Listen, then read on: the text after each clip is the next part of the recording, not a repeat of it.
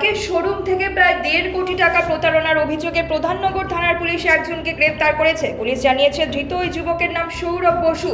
বর্ধমান রোডের একটি বাইকের শোতে প্রায় 1.5 বছর ধরে কাজ করত সে।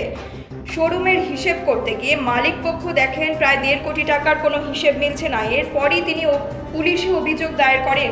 পুলিশ সেদিন অভিযুক্তকে স্থানীয় গুরুংবস্তি এলাকা থেকে গ্রেফতার করে। শিলিগুড়ি থেকে দেবিকা দত্তের রিপোর্ট, নিউজ মেট্রো। এই কোলাহলে কিছু আরজি রাখা যাক। তাহলে স্বপ্ন নিয়ে কথা বলা যাক। ভাই, আমার তো একটাই স্বপ্ন আছে, ঘর তবে আমারও হবে। মাত্র 10 লাখ টাকায় বসবে আপনার সংসার। এসপিএম উপহার। এসপিএম উপহার, পৃথিবীর ওপর নিজের জগৎ।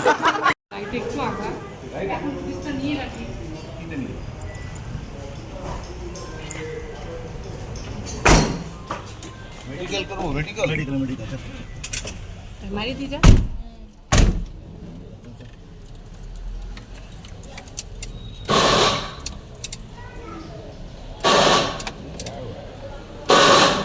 আরামে কর।